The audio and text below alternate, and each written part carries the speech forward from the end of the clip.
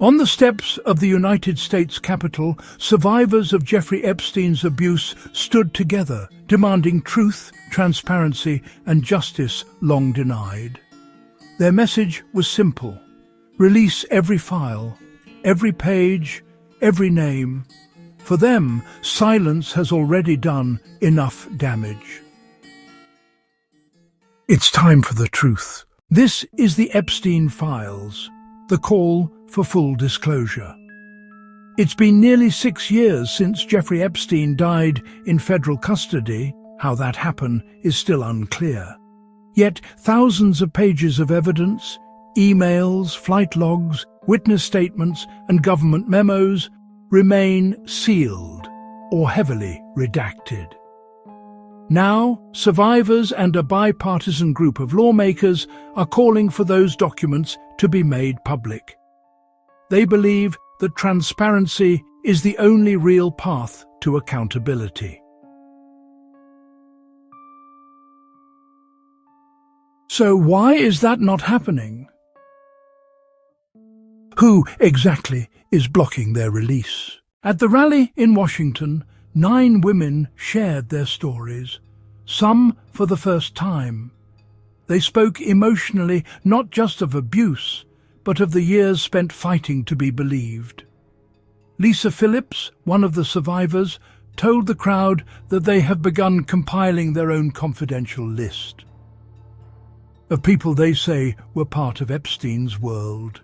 "We will confidentially compile the names we all know," she said. "It will be done by survivors and for survivors." Many fear retaliation if they speak out. A lawyer for the group said they're scared of being sued, or worse, because, tellingly, in their words, nobody protected them the first time. Among those who came forward was Marina Lacerda, who said she worked for Epstein from the age of just 14. "It went from a dream job to the worst nightmare," she said, describing how she and dozens of girls were lured into Epstein's mansion in New York. Her voice trembled as she spoke, but her resolve was clear. This time they would not be silenced. To understand the anger of these survivors, it helps to look at what's already been revealed, and more importantly, what hasn't. Over the past 5 years, several document dumps have made headlines: flight manifests, deposition transcripts, FBI memos, and more. Yet, according to the US House Oversight Committee, nearly all of these files were already in the public domain. In January, 33,000 pages were released after a congressional subpoena. But oversight Democrats said that 97% contained nothing new.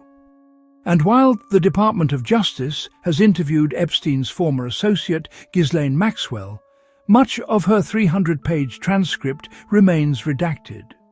For survivors, each black line across the page represents another unanswered question, another barrier to closure. The Department of Justice says certain files cannot be released for privacy and national security reasons. But advocates argue that secrecy has only ever protected the powerful. Lawyers representing the survivors say that full disclosure could finally expose how Epstein maintained his network for so long, and why early warnings were ignored. Many point to Annie Farmer's story.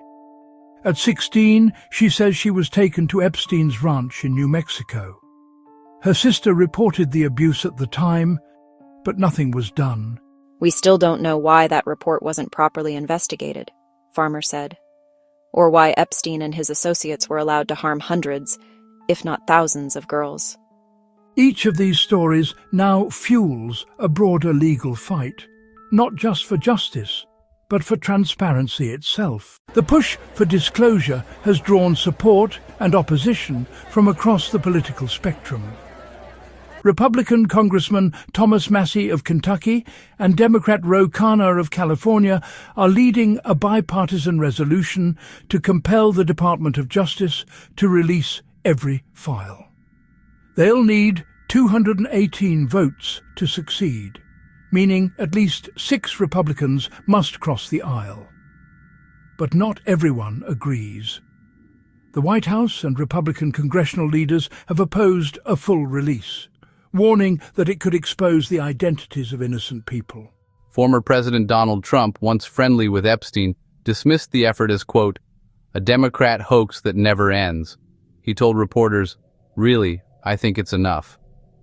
Ghislaine Maxwell, in her own interview with investigators, said she believed Trump and Epstein were friendly in social settings, but not close. Still, the politics surrounding Epstein's legacy remain charged, and, for survivors, deeply frustrating. As lawmakers argue over redactions, survivors have begun taking matters into their own hands. Lisa Phillips announced a confidential initiative, a survivors-only list of Epstein associates they allege were involved in abuse. She says the list won't be public, but will serve as a record of what survivors already know, and a shield against collective erasure. Legal advisors warn that even this could be risky. Naming alleged abusers without full evidence could open them to lawsuits or threats. But the survivors insist that silence is no longer an option. For them, it's not about revenge, it's about validation and safety. As one woman said quietly off camera, "We just don't want this to happen to another generation of girls." Back inside the Capitol, Massey and Kana are gathering signatures to bring their resolution to a vote. It's an uphill battle, but one that's gradually uniting unlikely allies. The two lawmakers say the issue transcends politics. It's about whether the justice system protects the powerful or the powerless. If successful, their motion could force the release of every Epstein-related document held by the Department of Justice, unredacted except where law demands. For survivors, it would mark a turning point, a chance to see the system finally work in their favor. As the sun set over the Capitol that day, the survivors gathered their signs and their courage. For them, these files are not political trophies or internet rumors. They are the paper trail of pain and proof that their voices matter.